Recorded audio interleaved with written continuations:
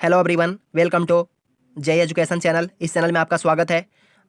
जो भी education channel जो झारखंड एजुकेशन चैनल से जुड़े हुए हैं उनको मैंने बताया था कि एक सीरीज लेकर आऊँगा जो होगा ग्रुप डी और एनटीपीसी को लेकर होगा, जो पार्ट 1 पार्ट 2 कड़ी 1 कड़ी 2 से लेकर कड़ी 5 तक 50 तक जाएगी, जिसमें सभी कड़ी के अंदर 25 क्वेश्चन होगा। और वो क्वेश्चन जिसके अंदर साइंस का प्रश्न हो, ज्योग्राफी का प्रश्न हो, हिस्ट्री का प्रश्न हो, या फिर बहुत सारे ऐसे जो कॉम्पिटेटिव एग्जाम की दृष्टि से, जो रेलवे की दृष्टि से, जो ग्रुप डी एनटीपीसी की दृष्टि से जो भी सिलेबस बनता है जहाँ से प्रश्न बन सकते हैं स्ट्रेटेजी के, जिसका करंट के साथ रिलेट करके पढ़ाना, कोई भी ऐसी जानकारियाँ जो आंसर से जो रिलेट हो सकता है उससे क्या बन सकता है, कोई भी ऐसा पॉइंट जिससे बहुत सारी जानकारियाँ निकल सकता है, उस टॉपिक को इसी कड़ी के माध्यम से उसी माध्यम से पढ़ाने का प्रयास कर रहा हूँ। सो मैं आशा करता हूँ वीडियो आपको पसंद आएगा। और उसमें मैंने 25 क्वेश्चन लिया है, इसी प्रकार सभी कड़ी में 25 क्वेश्चन रहेंगे। लेकिन हाँ, एक बात है, यदि आप पूरे निष्ठा के साथ, संयमता के साथ पूरे वीडियो को देखते हैं तो आप एक वीडियो में समथिंग 100 से 125 क्वेश्चन आसानी से याद कर पाएंगे। और मुझे लगता है एग्जाम्स में आने की संभावना बहुत ज़्यादा है। जो बीते हुए एग्जाम थे, जो रेलवे का एग्जाम 2018 में हुआ था,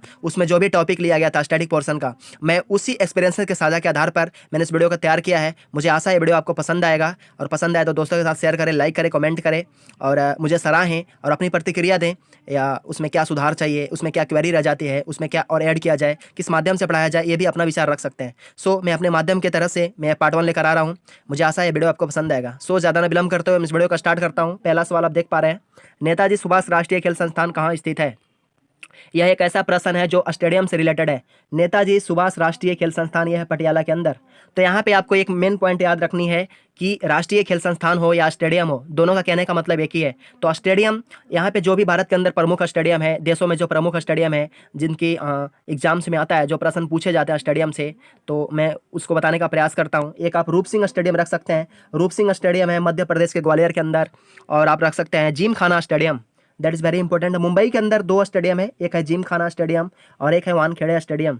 तो जिम खाना और वानखेड़े दोनों है मुंबई के अंदर। इसी प्रकार आप रख सकते हैं लखनऊ के अंदर ध्यानचंद स्टेडियम, ध्यानचंद स्टेडियम है लखनऊ के अंदर। और लखनऊ से हल्का आगे बढ़ेंगे कानपुर में तो एक ग्रीन पार्क स्टेडियम है, that is very important, green park stadium. Lucknow से दिल्ली की तरफ चलते हैं तो दिल्ली में है एक फिरोज शाह कोटला स्टेडियम। यहाँ पे आपको एक बात और याद रखनी है, जो फिरोज शाह कोटला स्टेडियम है इसका नाम बदल दिया गया है। इसका नाम अब हो गया है अरुण जेटली स्टेडियम। अरुण जेटली स्टेडियम ये है दिल्ली के अंदर, जो फिरोज शाह कोटला के नाम को बदलकर रख दिया गया है। और इसमें बहुत सारा स्टेडियम है, जैसे आप रख सकते हैं ईडन गार्डन स्टेडियम, जहाँ पे बैठने की क्षमता बहुत ज़्यादा है, ईडन गार्डन स्टेडियम हो गई। और एक और कोलकाता के अंदर है, कोलकाता के और अंदर है, एक है नेताजी स्टेडियम। कोलकाता के अंदर 2 मैंने बताया, ईडन गार्डन और एक नेताजी स्टेडियम। यहाँ पे आपको नेताजी सुभाष से कंफ्यूज नहीं होना है। यदि नेताजी सुभाष बोला जाएगा तो ये आएगा पटियाला के अंदर, लेकिन नेताजी ओनली बोला जाएगा तो ये आएगा कलकत्ता के अंदर। तो यहाँ से एक और रख सकते हैं, चिन्ना स्वामी स्टेडियम बंगलोर के अंदर है। और Keenan stadium, that is very important, Keenan stadium है जमशेदपुर के अंदर, झारखंड के अंदर है। ये स्टील सिटी ऑफ इंडिया भी बोलते हैं। और यहाँ से आप एक और रखिए, एक रखना है आपको जो होता है सरदार वल्लभ भाई पटेल स्टेडियम, सरदार वल्लभ भाई पटेल स्टेडियम, जहाँ पे नमस्ते ट्रम का ऑर्गेनाइजेशन किया गया था, जो गुजरात के अंदर है। जो हमारे जो प्रधानमंत्री नरेंद्र मोदी जी हैं, जिन्होंने अमेरिका के जो राष्ट्रपति हैं डोनाल्ड ट्रंप, उनके आने पर नमस्ते ट्रंप का ऑर्गेनाइजेशन किया गया था गुजरात के अंदर, वो था स्टेडियम सरदार वल्लभ भाई पटेल स्टेडियम। विदेश के अंदर 2-3 स्टेडियम रखना है जो एग्जाम से पूछा जा सकता है। एक तो रखना है ब्लैक हीथ स्टेडियम, और एक रखना है आपको बेम्बले स्टेडियम। ये दोनों है लंदन के अंदर, इंग्लैंड की राजधानी है लंदन। और एक रख सकते हैं आप गद्दाफी स्टेडियम, ये है लाहौर के अंदर। और एक रख सकते हैं आप हेडिंग्ले स्टेडियम, ये है आपका लॉर्ड्स के अंदर, इंग्लैंड के लॉर्ड्स के अंदर है Headingley stadium. That is very important. ये सब स्टेडियम था जो मैंने आपको बताने का प्रयास किया।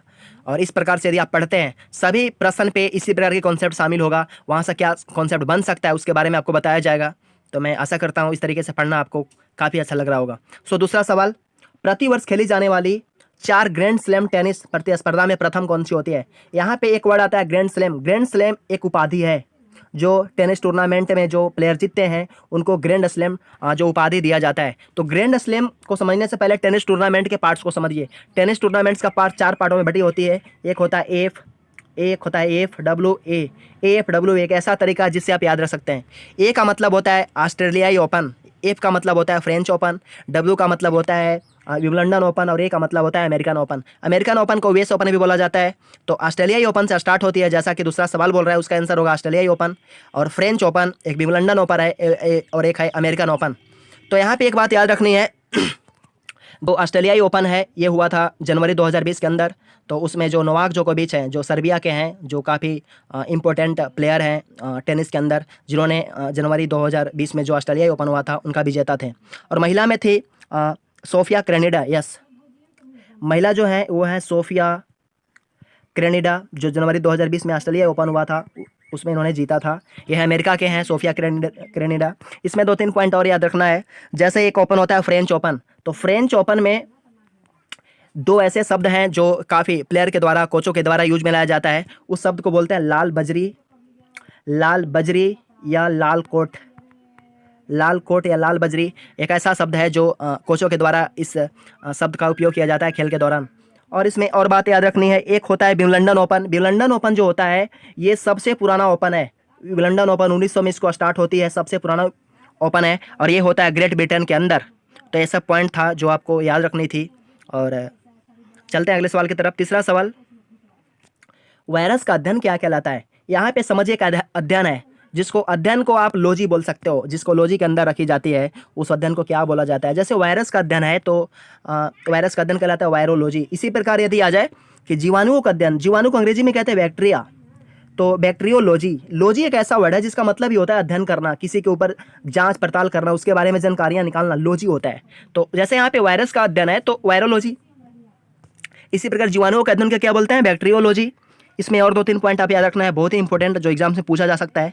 मानव विकास का अध्ययन, जो मानव विकास का अध्ययन होता है उसको बोलते हैं एंथ्रोपोलॉजी। एंथ्रोपोलॉजी। इसी प्रकार और 2-3 पॉइंट है, जैसे गुद्दों का अध्ययन कहलाता है नेफ्रोलॉजी। इसी प्रकार मत्स्य पालन अध्ययन कहलाता है पीसीकल्चर। मत्स्य पालन, दैट इज वेरी इंपॉर्टेंट।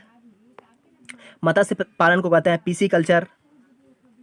और जो रेशम का पालन होता है उसको बोलते हैं सेरिकल्चर। और मधुमक्खी पालन, ये भी याद रखिए, बहुत इंपॉर्टेंट है। मधुमक्खी पालन, इसको बोलते हैं apiculture, that is very important. Apiculture बोलते हैं मधुमक्खी पालन को। इसी प्रकार कौकों का अध्ययन को बोलते हैं माइकोलॉजी। माइकोलॉजी बोलते हैं कौकों के अध्ययन को। और हृदय रोग का अध्ययन को बोलते हैं कार्डियोलॉजी। और रख सकते हैं आप मृदा का अध्ययन, दैट इज वेरी इंपॉर्टेंट। मृदा का अध्ययन ये कहलाता है पेडोलॉजी। पेडोलॉजी। और इसी प्रकार आप धातु विज्ञान में रख सकते हैं मेटलर्जी। मेटालर्जी, यस, धातु विज्ञान को बोलते हैं मेटालर्जी। मेटालर्जी बोलते हैं धातु के विज्ञान के अध्ययन को। आगे बढ़ते हैं। इसमें 1-2 और रख सकते हैं जिसको बोलते हैं जैसे हृदय रोग में बताया कार्डियोलॉजी। तो ये सब अध्ययन है। एक दैट इज वेरी इंपॉर्टेंट, गैसों का अध्ययन। गैसों का अध्ययन ये रेलवे के एग्जाम में पूछा जा चुका है। जो 2008 के एग्जाम था रेलवे ग्रुप डी का, उसके अंदर आया था। गैसों का अध्ययन को बोलते हैं न्यूमैटिक्स। न्यूमैटिक्स, गैसों का अध्ययन को बोलते हैं न्यूमैटिक्स। तो ये आपको याद रख लेनी चाहिए। चलते अगला सवाल की तरफ। चौथा सवाल, नेशनल केमिकल लेबोरेटरी कहाँ स्थित है? एक ऐसा सवाल है जो इंस्टीट्यूट से रिलेटेड है। ऐसा इंस्टीट्यूट जो कहाँ पे स्थित है और उसका आंसर क्या हो सकता है? तो नेशनल केमिकल लेबोरेटरी कहाँ स्थित है? तो ये है आपका पुणे के अंदर, महाराष्ट्र पुणे के अंदर है नेशनल केमिकल लेबोरेटरी। इसी में आप रख सकते हैं central marine research, that is very important. Central marine research आती है, अनुसंधान आता है। तो ये आता है आपका चेन्नई के अंदर, जो तमिलनाडु की राजधानी है चेन्नई। एक आता है वन अनुसंधान केंद्र। वन अनुसंधान केंद्र, एक पेट्रोलियम अनुसंधान आता है। तो ये दोनों रिसर्च होता है देहरादून के अंदर, जो उत्तराखंड की राजधानी है। और उत्तराखंड की जो ग्रीष्मकालीन राजधानी है उसको बोलते हैं गिरसैन। ये भी याद रखना चाहिए आपको। सेंट्रल बिल्डिंग रिसर्च सेंटर, जो भवनों को लेकर बनाए जाते हैं, इंजीनियरिंग संबंधित जो सेंटर है वह है रुड़की के अंदर, रुड़की। ये भी पॉइंट आपको याद रहनी चाहिए। एक है वेटनरी रिसर्च इंस्टीट्यूट। वेटनरी से रिलेटेड जो इंस्टीट्यूट है ये है आपका इज्जत नगर बरेली के अंदर, जो यूपी के अंदर आता है। और 1-2 और रख सकते हैं, जैसे पेट्रोलियम अनुसंधान मैंने बताया देहरादून के अंदर है। और बहुत सारा अनुसंधान है, जैसे इसरो का जैसे एक है सतीश धवन लेबोरेटरी, ये आंध्र प्रदेश के अंदर। सतीश धवन का जो सतीश धवन एक ऐसा इसरो से संबंधित, स्पेस से संबंधित रिलेटेड अनुसंधान है, ये है आपका आंध्र प्रदेश के अंदर। एक आता है विक्रम साराभाई इंस्टीट्यूट, तो ये आता है केरल के अंदर, त्रिवेंद्रपुरम के अंदर आता है। तो ऐसा पॉइंट ऐसा है जो आपको रखना चाहिए। आगे बढ़ते हैं 5वां सवाल की तरफ। टेलीस्कोप के आविष्कारक का नाम बताएं। ये एक ऐसा प्रश्न है जो आविष्कारक के कॉन्सेप्ट में आता है। तो टेलीस्कोप के आविष्कारक का नाम है हैंस लेपर्सी। इसमें और क्या क्या हो सकते हैं जो एग्जाम्स में आने की संभावना है, तो एक आपको रखना है प्रेशर कुकर। तो प्रेशर कुकर के जो आविष्कारक है उनका नाम है डेनिस पेपिन। इसमें 2-3 और रख सकते हैं, जैसे हो सकता है डायनामाइट का आविष्कार किया था अल्फ्रेड नोबल। जो अल्फ्रेड नोबल है उन्हीं के नाम से अल्फ्रेड नोबेल पुरस्कार मिलता है, जो डायनामाइट का आविष्कार किए थे। एक आता है सापेक्षता का सिद्धांत, जो विज्ञान के अंदर है। सापेक्षता का सिद्धांत जो आप विज्ञान के अंदर क्लास 9 में भी पढ़ चुके होंगे, ये है आइंस्टीन का सिद्धांत। आइंस्टीन जिन्होंने E = mc² भी प्रतिपादित किया था। आगे बढ़ते हैं। और पोलियो का टीका, that is very important. Polio का टीका का जो आविष्कारक है उनका नाम है John E Salk. Yes, John E Salk. ये बहुत ही महत्वपूर्ण है। आगे बढ़ते हैं। एक आता है इलेक्ट्रॉन। ये याद आपको रखना है, एक इलेक्ट्रॉन होता है, एक प्रोटॉन होता है और एक होता है न्यूट्रॉन। तो इन दोनों का आविष्कारक का नाम क्या है? तो इलेक्ट्रॉन का नाम है जे थॉमसन। ये बात आपको याद रहनी चाहिए, जे थॉमसन। प्रोटॉन का खोज किए थे, इनका नाम था गोल्डस्टीन। यहाँ पे बहुत सारा कंफ्यूज होता है स्टूडेंट कि प्रोटॉन का खोज रदरफोर्ड ने किया था। नहीं, प्रोटॉन के नाभिक का खोज किए थे रदरफोर्ड, लेकिन प्रोटॉन का खोज किए थे गोल्डस्टीन। ये पॉइंट आपको याद रहना चाहिए। एक आता है न्यूट्रॉन, जैसा कि आप जानते हैं जेम्स चैडविक। इसमें 1-2 और रख सकते हैं आप, जैसे insulin, that is very important. Insulin का खोज किए थे बैटिंग। यस, बैटिंग ने इंसुलिन का खोज किए थे। आगे बढ़ते हैं क्वेश्चन नंबर 6 की तरफ। सोया प्रदेश के नाम से किसे जानते हैं? एक ऐसा चीज़ है, अगर कोई शहर का उपनाम बोलते हैं तो उससे रिलेटेड ये नाम आता है। तो सोया प्रदेश बोलते हैं मध्य प्रदेश को। तो इसमें और क्या क्या चीज़ हो सकता है, जैसे भारत का प्रवेश द्वार, गेटवे ऑफ इंडिया बोलते हैं मुंबई को।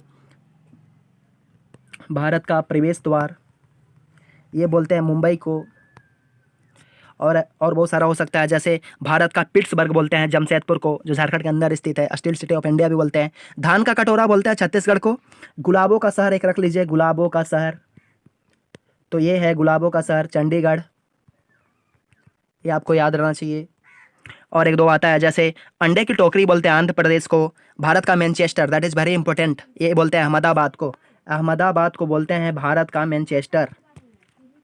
और क्या हो सकता है, जैसे कश्मीर है तो भारत का स्विट्जरलैंड भी बोलते हैं कश्मीर को। और एक धरती का स्वर्ग भी बोलते हैं, ये बात आपको याद रखना चाहिए। धरती का स्वर्ग बोलते हैं कश्मीर को। कश्मीर में जैसे एक लेह जगह है जहाँ पे एक बहुत ही ऊंचा जो झील है, वो झील का नाम है हेनिस झील, वो सबसे ऊंचा है। आगे बढ़ते हैं। 1-2 पॉइंट और रख सकते हैं। अंतरिक्षों का शहर, जो इलेक्ट्रॉनिक शहर होता है, अंतरिक्ष का शहर, हार्डवेयर सॉफ्टवेयर का नगर बोलते हैं बेंगलोर को। भारत का बगीचा बोलते हैं बेंगलोर को ही भारत का बगीचा भी बोला जाता है। और फलों की डलिया, जो फलों की डलिया, that is very important, Himachal Pradesh को बोला जाता है। हिमाचल प्रदेश को फलों की डलिया बोला जाता है। हिम हल्दी योजना अभी हिमाचल प्रदेश में चालू किया गया है, ये भी बात आपको याद रखनी चाहिए। आगे बढ़ते हैं। 7वां सवाल, भारत में सबसे ऊंचा बांध कौन सा है? एक ऐसा चीज़ है जो सबसे ऊंचा, सबसे गहरा, सबसे नीचे, क्या क्या है भारत के अंदर, उसके बारे में है। ऊंचा, बड़ा। तो सबसे ऊंचा बांध है ऊंचाई के दृष्टि से टिहरी बांध, जो उत्तराखंड के अंदर स्थित है। लेकिन इसमें 1-2 पॉइंट और याद रहना चाहिए कि यदि लंबा बांध, अगर ऊंचा बांध तो टिहरी बांध है, लेकिन लंबा यदि बात की जाए, लंबा बांध, तो ये है हीराकुंड बांध। That is very important. Hirakud बांध ये है उड़ीसा के अंदर, महानदी के तट पर स्थित है। महानदी के तटों पर बनाया गया है। जो लंबा नदी पुल है, इसमें एक सवाल याद रखिएगा, जो लंबा नदी का पुल है, लंबा नदी पुल, ये है महात्मा गांधी सेतु, बिहार के अंदर है। महात्मा गांधी सेतु बिहार में स्थित है। 1-2 पॉइंट और इसमें याद रखना है, जैसे सबसे बड़ा प्राकृतिक बंदरगाह, जो नेचुरली जो पोर्ट होता है, बंदरगाह होता है, ये मुंबई के अंदर स्थित है। लेकिन सबसे बड़ा डेल्टा की बात की जाए तो सबसे बड़ा डेल्टा है ये है आपका सुंदरवन डेल्टा। जैसा कि आप जानते हैं सुंदरवन डेल्टा है कलकत्ता के अंदर, पश्चिम बंगाल के अंदर। और इसमें 1-2 पॉइंट और रख सकते हैं। बड़ा गुफा जो है, सबसे बड़ा गुफाओं का मंदिर, बड़ा गुफा का मंदिर, ये है आपका एलोरा, कैलाश मंदिर एलोरा के अंदर है, जो महाराष्ट्र में है। आगे बढ़ते हैं। अगला सवाल है सिंगापुर की मुद्रा क्या है। ये एक ऐसा टॉपिक है जो कंट्री करेंसी से है। कंट्री के कैपिटल क्या होगी, उसकी करेंसी क्या होगी। तो एक बहुत ही अच्छा सवाल है, इंटरेस्टिंग सवाल है, जिसके बारे में मैं आपको एक ट्रिक भी दूंगा और बताऊंगा किस प्रकार से आप याद रख सकते हैं। तो सिंगापुर की मुद्रा है डॉलर। तो यहाँ पे आपको सबसे पहले बताता हूँ कैसे कौन से देश हैं जिनका मुद्रा डॉलर है, करेंसी डॉलर है। तो आपको एक ट्रिक याद रखनी है, और ट्रिक याद रखनी है कि ऑस्ट्रेलिया के जिन्स और फीता इलीबिली, जिन्स और फीता इलीबिली एक थोड़ा जोक टाइप पर है, लेकिन आपको टोटल याद हो जाएगी। देखिए ऑस्ट्रेलिया के जिन्स और फीता इलीबिली, ये ऐसा नाम है जिसके अंदर से आपका डॉलर याद हो जाएगा, जिन देश की करेंसी डॉलर है। तो ऑस्ट्रेलिया, पहला तो ऑस्ट्रेलिया हो गई। के का मतलब होता है कनाडा, के जिन्स, जी में आता है जिम्बाब्वे, ना से आधा ना से आ जाएगा न्यूजीलैंड, और स से आ जाएगा आपका सिंगापुर, जैसा कि मैंने बताया। जिन्स हो गई, और को यहाँ पे स्किप करना है। और फीता के अंदर आपको लेना है फिजी का भी करेंसी डॉलर है। और ताश लेना है ताइवान, फीता हो गया। और इली बिली है तो ई से रखना है इथोपिया के भी करेंसी डॉलर है। और ली से हो गया लिबेरिया, और बिल्ली को साइलेंट रखना है। और यहाँ से देखिए और एक दो है, जैसे आप रख सकते हैं बरमुडा एक ऐसा कंट्री है जिसकी भी करेंसी मुद्रा डॉलर है। और एक अमेरिका, जैसा कि आप जानते हैं यूएसए के भी करेंसी डॉलर है। तो इतना पॉइंट था जिसको आप बहुत आसानी से याद कर लिए होंगे। आगे बढ़ते हैं। भारत के अंदर भारत का पेरिस किसे कहा जाता है, दैट इज़ वेरी इंपॉर्टेंट। मैंने बताया उपनाम से आपको पढ़ाने का प्रयास किया हूँ, हल्का पीछे आप स्किप करके देख सकते हैं, 7वां या 6ठा प्रश्न में था। तो भारत के अंदर भारत का पेरिस कहते हैं जयपुर को। इसी प्रकार मैंने बताया था गुलाबों का शहर, तो गुलाबों का शहर कहते हैं चंडीगढ़ को, जो हरियाणा की राजधानी है, पंजाब की भी राजधानी है। और इसमें एक दो और रख सकते हैं, पिंक सिटी से भी जानते हैं, पिंक सिटी ये भी बोलते हैं जयपुर को। तो आई होप इसके बारे में मैंने बहुत अच्छे से डिस्कस किया है, हल्का पीछे आप जाकर दे सकते हैं। एक और आ गया सवाल उपनाम से ही, पिरामिड का देश के उपनाम से किसे जानते हैं। पिरामिड का देश बोलते हैं मिस्र को। ये देश से बाहर का सवाल है। तो पिरामिड का देश जो उपनाम से जाना जाता है, इसको बोलते हैं मिस्र को। इसमें एक दो पॉइंट और इसको रखिए। एशिया का मरीज, एक पहला पॉइंट है, एशिया का मरीज बोलते हैं चाइना को, एशिया का मरीज दैट इज चाइना। इसमें एक और याद रखिए, हाथियों का देश थाईलैंड को बोलते हैं, थाईलैंड को बोलते हैं हाथियों का देश। थाईलैंड की राजधानी कहाँ है, थाईलैंड की राजधानी है बैंकॉक। आगे बढ़ते हैं। एक होता है ऑस्ट्रेलिया, जिसको बोलते हैं प्यासी भूमि का देश, प्यासी भूमि का देश बोलते हैं ऑस्ट्रेलिया को। इसमें एक दो और याद रखिए, पोप का शहर, तो पोप का शहर बोलते हैं रोम को, पोप का शहर रोम को बोलते हैं। रोम है इटली की राजधानी रोम है। और जो इटली की मुद्रा है उसको बोलते हैं यूरो। तो इसमें क्या क्या पॉइंट हो सकता है, रोम जो है, इटली में एफसीआई का मुख्यालय भी है, फूड कॉर्पोरेशन ऑफ इंडिया, जो खान पीन से संबंधित जो मुख्यालय आती है देश के बाहर, तो आपको रखना है रोम, इटली की राजधानी रोम के अंदर। आगे चलते हैं। पूर्व का मैनचेस्टर, इसी के अंदर एक और रखिए, पूर्व का मैनचेस्टर बोलते हैं ओसाका को, ओसाका बोलते हैं पूर्व का मैनचेस्टर। मोतियों का द्वीप बोलते हैं, दैट इज वेरी इंपॉर्टेंट, याद रखना चाहिए। मोतियों का द्वीप बोलते हैं बहरीन को, बहरीन एक ऐसा देश है जिसको मोतियों का द्वीप बोलते हैं। सांपों का देश बोलते हैं ब्राजील को, सांपों का देश ब्राजील को बोलते हैं। ब्राजील एक ऐसा शहर है जिसकी राजधानी ब्राजीलिया है। और ब्राजील में रियो डी जेनेरियो शहर है, उसमें 2016 में ओलंपिक गेम हुआ था। ये भी पॉइंट आपको याद रखना चाहिए। आगे बढ़ते हैं। एक और रखना है, उगते सूर्य का देश, उगते सूर्य का देश, तो उगते सूर्य का देश बोलते हैं जापान को। अगला सवाल, विश्व में सर्वाधिक ऊंचाई पर स्थित झील कौन सा है। तो विश्व में सर्वाधिक ऊंचाई पर स्थित झील है टिटिकाका झील। टिटिकाका झील सबसे ऊंचाई, जो विश्व भर में सबसे अधिक ऊंचाई की बात की जाए तो उस पर स्थित झील है टिटिकाका झील। इंडिया के अंदर आते हैं तो इंडिया में एक झील आपको याद रखना है, सांभर झील। जो सांभर झील है ये खरे पानी की झील है। और एक रखना है मीठे पानी की झील, तो मीठे पानी की झील है, तो मीठे पानी की झील है बुल्लर झील, जो जम्मू कश्मीर के अंदर स्थित है। लेकिन सांभर झील कहाँ है, सांभर झील है राजस्थान के अंदर, जिसमें ज़्यादा नमक है, अम्लीय है, जो सांभर झील है। और बुल्लर झील है मीठे पानी की झील, जो जम्मू कश्मीर के अंदर स्थित है। आगे बढ़ते हैं। राष्ट्रीय पुरस्कार यानी कि भारत रत्न की शुरुआत कब से होता है। तो भारत रत्न की शुरुआत होता है 1954 से। पहले व्यक्ति हैं जिनको दिया गया भारत रत्न, उनका नाम है डॉक्टर सर्वपल्ली राधाकृष्णन। डॉक्टर सर्वपल्ली राधाकृष्णन भारत के दूसरे राष्ट्रपति थे और प्रथम उपराष्ट्रपति थे। और इनके बारे में बहुत सारे पॉइंट हो सकते हैं, जैसे जो सबसे पहले 1954 में राष्ट्रपति पुरस्कार दिया गया, जो भारत रत्न की शुरुआत होती है, ये सम्मानित प्रथम भारतीय थे डॉक्टर सर्वपल्ली राधाकृष्णन। सर्वोच्च सम्मान है भारत रत्न, सर्वोच्च सम्मान है। और जो सम्मानित प्रथम महिला है, ये याद रखिएगा, सम्मानित जो प्रथम महिला है उनका नाम है इंदिरा गांधी। इंदिरा गांधी जो हैं, इनको सबसे पहले महिला है जिनको भारत रत्न मिला 1971 के अंदर।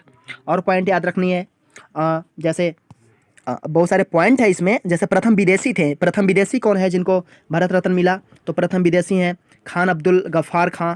खान अब्दुल गफ्फार खां को सबसे पहले विदेशी ऐसे व्यक्ति हैं जिनको भारत रत्न मिला गया। भारत रत्न मतलब ये मत समझिए कि भारत के नाम से है तो भारत के व्यक्तियों को ही केवल मिलेगा, नहीं, विदेश के व्यक्तियों को भी मिलता है। जैसे खान अब्दुल गफ्फार खां हैं जो प्रथम विदेशी हैं जिनको भारत रत्न मिला। मरणोपरांत, मरणोपरांत कहने का मतलब मरने के बाद किनको किनको मिला? मृत्यु के पश्चात पुण्यतिथि के बाद उनको मिला डॉक्टर भीमराव अम्बेडकर को। ये दूसरे हैं जो मरणोपरांत मिला। लेकिन पहले सबसे बात करता हूँ पहले, तो पहले में मिला मरणोपरांत लाल बहादुर शास्त्री को।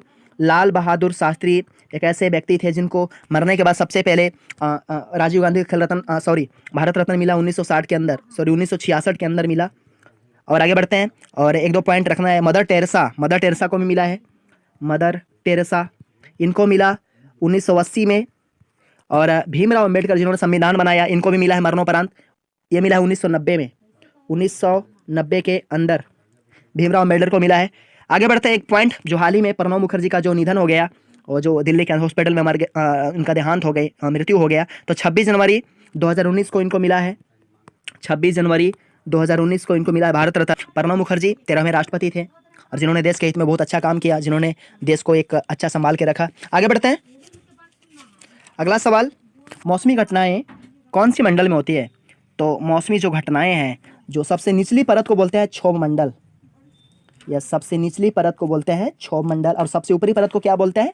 वो बोलते हैं बहिर्मंडल। मौसमी घटनाएं क्षोभ मंडल में होता है, सबसे निचली परत है, ये याद रखना चाहिए पॉइंट। और ऊपरी परत को क्या बोलते हैं? ऊपरी परत को बोलते हैं बहिर्मंडल, बहिर्मंडल।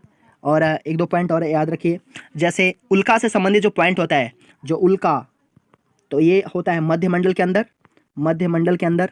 और जो वायुयान उड़ते हैं, जो एरोप्लेन उड़ते हैं, ये उड़ते हैं समताप मंडल में, समताप मंडल के अंदर। रेडियो तथा जो संचार के माध्यम होता है, कम्युनिकेशन सिस्टम होता है, ये होता है आयन मंडल में, आयन मंडल। अगला सवाल, मनुष्य में कितनी जोड़ी पसलियाँ पाई जाती है? तो मनुष्य में 12 जोड़ी पसलियाँ पाई जाती है, यानी कि 24। और जो इसमें पॉइंट हो सकता है, शरीर में जो मानव शरीर होता है उसमें कुल हड्डियों की संख्या कितनी होती है? तो ये होता है 206। और याद रखना चाहिए, जैसे मांसपेशियों की कुल संख्या कितनी होती है? तो मांसपेशियों की कुल संख्या होता है 639, यस 639। और जो शरीर में गुणसूत्रों की संख्या यानी क्रोमोसोम की संख्या कितनी होता है? तो ये गुणसूत्रों, क्रोमोसोम की संख्या जैसा कि आप जानते हैं 46, 23 जोड़ी होता है। और एक पॉइंट और याद रखना है, शरीर में अमीनो अम्ल की संख्या 20 होता है, अमीनो अम्ल की संख्या। और शरीर में जो एक रक्त की जो मात्रा होता है, एक नॉर्मली शरीर में रक्त की मात्रा 5 से 6 लीटर होता है। और ये होता है 5 से 6 लीटर शरीर के भार के 7%, जितना भी शरीर है उसका भार के 7% जो ब्लड होता है वो होता है मानव शरीर में। रक्त यहाँ पे आती है तो रक्त का पीएच मान कितना होता है? तो रक्त का पीएच मान होता है 7.4। और रक्त जो होता है एक क्षारीय होता है। मानव में खोपड़ी की संख्या कितना होता है, इसको भी आप याद रखिए। तो मानव में खोपड़ी की संख्या 8 होता है। आगे बढ़ते हैं। अगला सवाल, जो भारत के झंडा गीत जो विजय विश्व तिरंगा प्यारा की रचना किसने की? तो ये किया श्री श्यामलाल गुप्त पार्षद जो हैं, जो झंडा गीत की रचना की इन्होंने। जो झंडा होता है, झंडा के बारे में जानते हैं, तिरंगा झंडा जो 3:2 में इसको जो इनकी लंबाई और चौड़ाई का अनुपात है 3:2 है। और इसमें क्या क्या पॉइंट हो सकता है, जैसे राष्ट्रीय जो ध्वज है इनका निर्माण करता कौन है? इनका निर्माण किसने किया? तो एक पिंगली वेंकैया ने, पिंगली वेंकैया निर्माण करता है। ये ध्वज को अपनाया कब गया भारत के अंदर? तो ये अपनाया गया 22 जुलाई 1947 को। अगला सवाल, भारत के राष्ट्रीय वृक्ष का वैज्ञानिक नाम बतावें। तो जो भारत का राष्ट्रीय वृक्ष सबसे पहले बताइए क्या है? तो यह है बरगद। तो बरगद का वैज्ञानिक नाम क्या है? Ficus benghalensis, ficus benghalensis. तो इसमें पॉइंट और जानिए, जैसे राष्ट्रीय पक्षी हो गया तो इसका क्या नाम है? तो राष्ट्रीय पक्षी क्या है? मोर है। तो मोर का वैज्ञानिक नाम होता है पाओ, पाओ क्रिस्टेटस, यस पाओ क्रिस्टेटस मोर का वैज्ञानिक नाम है। इसमें एक दो पॉइंट और याद रखिए, जैसे राष्ट्रीय पुष्प हो गया, फूल हो गया कमल। तो कमल का वैज्ञानिक नाम क्या है? तो कमल का नाम है नेल्बो, यस नेल्बो। न्यूसीफेरो गार्टन, न्यूसीफेरो गार्टन, नेल्बो न्यूसीफेरो गार्टन, न्यूसीफेरो गार्टन। एक और याद रखिए, राष्ट्रीय फल क्या होता है? आम। तो आम का क्या नाम है वैज्ञानिक नाम? तो आम का वैज्ञानिक नाम है मैंगीफेरा, मैंगीफेरा इंडिका, इंडिका ये नाम है मैंगो का वैज्ञानिक नाम। राष्ट्रीय जो होता है, भारतीय जो राष्ट्रीय जलीय जीव है वो कौन है? वो है डॉल्फिन। डॉल्फिन जो दिमाग से बहुत तेज मछली होती है, डॉल्फिन। अगला सवाल, भारत में बजट पत्ती का संस्थापक एवं जन्मदाता किसे कहा जाता है? ये कहा जाता है जेम्स विल्सन को। जो भारत में बजट पत्ती संस्थापक, जिन्होंने बजट का शब्द का उपयोग किया, जिन्होंने संस्थापन किया, इनका जन्मदाता कौन है? उनका नाम है जेम्स विल्सन। 202 जो अनुच्छेद होता है, उस अनुच्छेद के माध्यम से जो राज्य सरकार पे जो बजट पेश की जाती है, वो राज्य सरकार के अंदर अनुच्छेद 202 के माध्यम से किया जाता है। और इसमें समझिए जो सबसे पहले जो इसके अंदर एक पॉइंट आता है जीएसटी। यस, जीएसटी जो होता है, जीएसटी जो सबसे पहले भारत में अप्लाई किया गया, लागू किया गया, यह किया गया 1 जुलाई 2017 के अंदर। 1 जुलाई 2017 में भारत में जीएसटी लागू किया गया। ये भी पॉइंट आपको याद रहना चाहिए। आगे बढ़ते हैं। स्वतंत्र भारत का पहला बजट कब और किसने पेश किया? तो सबसे पहला बजट 26 नवंबर 1947 को, 26 नवंबर 1947 को आर.के. शनमुखम चेट्टी ने किए। जो आर.के. शनमुखम चेट्टी हैं, स्वतंत्र भारत का पहला बजट इन्होंने पेश किया था। लेकिन इसमें एक बात और याद रखिए, जो स्वतंत्र भारत का ये है, लेकिन गणतंत्र भारत का पूछा जाए तो गणतंत्र भारत का पहला बजट जिन्होंने पेश किया उनका नाम है John Mathai. Yes, John Mathai. एक पॉइंट और याद रहना चाहिए, जो रेल बजट होता है, जो रेल बजट है, रेल बजट और सामान्य बजट, रेल बजट और सामान्य बजट को अलग किसके द्वारा किया गया? एक समिति था, उनका नाम था एकवर्थ समिति। एकवर्थ समिति के माध्यम से रेल बजट को सामान्य बजट से अलग किया गया। अगला सवाल, भारत में सबसे ज़्यादा जो बोलते हैं सबसे ज़्यादा बजट पेश करने वाले व्यक्ति कौन थे? तो इनका नाम था मोरारजी देसाई, जो 10 बार इन्होंने किया था भारत में बजट पेश। आगे बढ़ते हैं। सीमा सड़क संगठन बीआरओ की स्थापना कब की गई? That is very important. इसमें समझिए 1960 के अंदर इसका होता है। बीआरओ का मतलब होता है बोर्ड रोड ऑर्गेनाइजेशन। तो जो बॉर्डर रोड ऑर्गेनाइजेशन होता है बीआरओ का मतलब, तो 1960 में होता है। इसकी मुख्यालय दिल्ली के अंदर है, दिल्ली में। ये रक्षा मंत्रालय का अधीन आता है। जो रक्षा मंत्री जो अभी वर्तमान में, उनका नाम है राजनाथ सिंह। भारत के प्रथम रक्षा मंत्री कौन थे? अगला सवाल, भारत के प्रथम रक्षा मंत्री थे, उनका नाम था बलदेव सिंह। अगला सवाल की तरफ बढ़ते हैं। अगला सवाल जो है 22 नंबर, रिजर्व बैंक के प्रथम गवर्नर कौन थे? तो रिजर्व बैंक के प्रथम गवर्नर थे ओसबान स्मिथ, विदेशी थे ये। लेकिन यदि बात की जाए कि भारत के अंदर कौन थे जो प्रथम गवर्नर भारतीय कौन थे, तो उनका नाम था CD. Deshmukh. Yes, CD. Deshmukh जो भारत के प्रथम गवर्नर थे, भारतीय गवर्नर थे वो। और इसमें आता है एक प्रथम महिला डिप्टी गवर्नर थे, प्रथम महिला डिप्टी गवर्नर ये थे के.जी. उदैसी। के.जी. उदैसी एक महिला डिप्टी गवर्नर थे आरबीआई का, ये महिला थे, आपको याद रहना चाहिए। आगे बढ़ते हैं। इसमें आरबीआई के बारे में थोड़ा सा जानिए। आरबीआई का मतलब होता है रिजर्व बैंक ऑफ इंडिया। इसकी मुख्यालय है मुंबई के अंदर। और इसमें जो इसकी स्थापना जो होती है वो होती है 1 अप्रैल 1935 को। लेकिन ये राष्ट्रीयकरण होता है 1 जनवरी 1949 को। 1 जनवरी 1949 के अंदर राष्ट्रीयकरण होता है। ये भी पॉइंट आपको याद रहना चाहिए। आगे बढ़ते हैं। 23 नंबर क्वेश्चन, भारत में हिंदी का प्रथम समाचार पत्र का नाम बतावें। तो हिंदी का प्रथम समाचार पत्र का नाम है उदंत मार्तंड। जो रचयिता इनके हैं पंडित युगल किशोर शुक्ल जी, इनके रचयिता हैं जिन्होंने उदंत मार्तंड। भारत में हिंदी का प्रथम समाचार पत्र का उद्देश्य जाता है। लेकिन यदि बात की जाए कि भारत का पहला जो समाचार पत्र है उसका क्या नाम है, तो उसका नाम है बंगाल गजट। ये भी पॉइंट आपको याद रहना चाहिए, बंगाल गजट। जो इनके जो संस्थापक हैं उनका नाम है जे ए हिक्की, जो बंगाल गजट के संस्थापक हैं। आगे बढ़ते हैं। महात्मा गांधी को अर्धनग्न फकीर किसने कहा था? तो महात्मा गांधी को जो अर्धनग्न फकीर कहा था उनका नाम था विंस्टन चर्चिल। ये इंग्लैंड के थे, विंस्टन चर्चिल, जिन्होंने अर्धनग्न फकीर कहा महात्मा गांधी को। इनके बारे में बहुत सारे नाम दिया गया महात्मा गांधी को, इनके बारे में जानते हैं। गांधी जी को राजनीतिक गुरु भी बोला गया था। तो सबसे पहले समझिए राजनीतिक गुरु इनका कौन थे? राजनीतिक गुरु बोला नहीं गया था बेसिकली, सॉरी चाहूँगा। महात्मा गांधी का जो राजनीतिक गुरु थे उनका नाम था गोपाल कृष्ण गोखले राजनीतिक गुरु थे महात्मा गांधी के। और इसमें एक पॉइंट और समझिए, महात्मा की उपाधि किसने दिया महात्मा गांधी को? दे दिया रविंद्रनाथ टैगोर ने दिए, रविंद्रनाथ टैगोर। और राष्ट्रपिता की उपाधि किसने दिया? राष्ट्रपिता के नाम संबोधन किसने किया? वो सुभाष चंद्र बोस ने किए।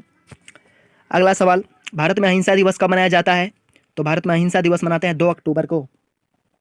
2 अक्टूबर को अहिंसा दिवस क्यों मनाते हैं? क्योंकि महात्मा गांधी के जन्म जो हुआ था 2 अक्टूबर के अंदर हुआ था। 2 अक्टूबर 1869 के अंदर गुजरात के पोरबंदर नामक गांव में हुआ था। और गांधी जी को 2 अक्टूबर के दिन में इसलिए याद किया जाता है क्योंकि इनका जो जन्म है उसके रूप में अहिंसा दिवस कहा जाता है। एक पॉइंट और याद रहना चाहिए कि अहिंसा का मतलब वो जो हिंसा के खिलाफ थे, वो हिंसा, सत्य और हिंसा के प्रति चलते थे, तो अहिंसा दिवस उनको 2 अक्टूबर को मनाते हैं, जिन्होंने उनका जन्म हुआ था 2 अक्टूबर के अंदर हुआ था। लेकिन इसमें एक पुण्यतिथि के अवसर पर जो इनका मृत्यु हुआ था वो हुआ था 30 जनवरी को। तो 30 जनवरी 1948 को, तो 30 जनवरी को मनाते हैं शहीद दिवस। ये भी पॉइंट आपको याद रहना चाहिए। तो आई होप मैं इस वीडियो के अंदर 25 क्वेश्चन लेने का प्रयास किया और बहुत ही एक बारीकी से आपको समझाने का प्रयास किया। मैं आशा करता हूँ ये वीडियो आपको पसंद में आया होगा, और पसंद आए तो दोस्तों के साथ शेयर करें, लाइक करें, और आप सराहें कमेंट बॉक्स में ज़रूर लिखें। मैं अगला वीडियो अगले दिन अवश्य लेकर आऊँगा, जो पार्ट 2 होगा, इसी प्रकार पार्ट 3 होगा, इसी प्रकार पार्ट 4 होगा, और पार्ट 50 तक लेकर चलूँगा। मैं इतना विश्वास जरूर दिलाता हूँ कि यदि आप टोटल वीडियो कन्वर्ट कर लेते हैं, टोटल वीडियो को अपने माइंड में ऐड कर लेते हैं, तो आप जनरल अवेयरनेस जो होता है उससे बिल्कुल फ्री रहें। आपको कोई इसमें सबसे पहला स्कोर करने से आपको कोई रोक नहीं सकता। So thank you very much.